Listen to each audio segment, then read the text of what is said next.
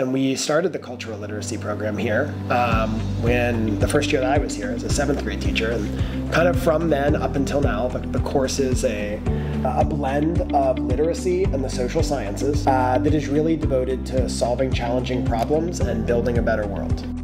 So I'm Nick Kazmarek, and I've been at ECS for about 13 years. I'm Mr. Hammonds. I'm the social studies part of the 6th grade cult lit team here at ECS. We get to work together in this course and try to think about how reading and writing can allow us to study things through time and across different places and across different cultures. That's really the way we think of literacy as more than just reading, although we read and write a lot, but literacy in this course is also reading and writing maps. It's reading and writing documentary films.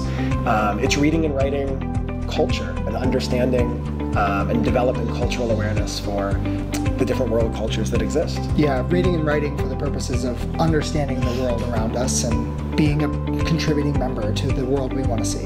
We really think this is a class that is fairly devoted to project-based learning, which is something that I think is really vital for kids to develop critical thinking and an approach to solving problems. Throughout the year, I think we do a lot of really fun projects. One of them we're getting started with now, around in the fall, is a Museum of Me, where students create a museum of exhibits from their own lives, objects, maps of their neighborhoods, timelines of their lives, and really try to become a museum curator with a focus on their own life.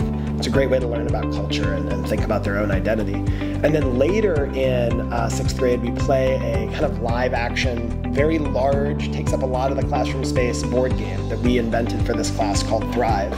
Yeah, we introduce students to, problems of today and problems of the past, but we also empower them with a skill set to really think about how they solve the problems of the future. Because some of those we can't predict, but as long as they're, able to use that skill set and go about that process, they are equipped to solve. We work very closely with the ELA team and share literacy skills across our entire grade level. So when we talk about the structure of effective writing and argument-based writing, that is something that's shared across our entire grade level, and they're getting time in science, ELA, and cult lit building that skill. When we talk about how to annotate and read with a purpose, we work very closely with the other teachers to make sure that we're doing strategies that are supportive in multiple spaces, so kids just get that reinforcement of the structure that is effective for communication. Yeah, those core skills of reading, writing, speaking, and listening are central to almost everything that we do here. And we really believe that writing is a great way that we turn our thoughts into beliefs, so we give kids plenty of opportunities to write and to think and to explore big ideas with big means, because we know that that's where really great learning happens. Yeah. One popular thing that we do every year is actually how we start our 6th grade year. So we read about the Nasi Rama people as a chance to be an anthropologist and begin to look at culture.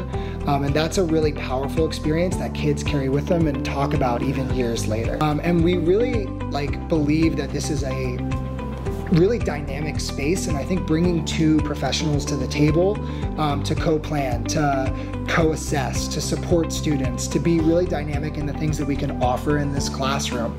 When we break into groups, we can kind of support students in multiple different ways, and I think that the co-teaching model is really central to some of the coolest stuff we do in here we couldn't do without 2 different professionals. I think it also gives us an amazing opportunity to model discourse and the discussions that citizens have in a society.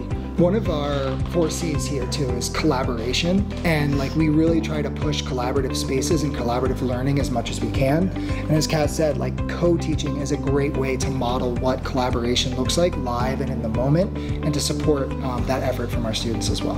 And one other thing that I think is really critical about this class is how it's supportive of the school's goals towards environmental sustainability and building a more sustainable and equitable world.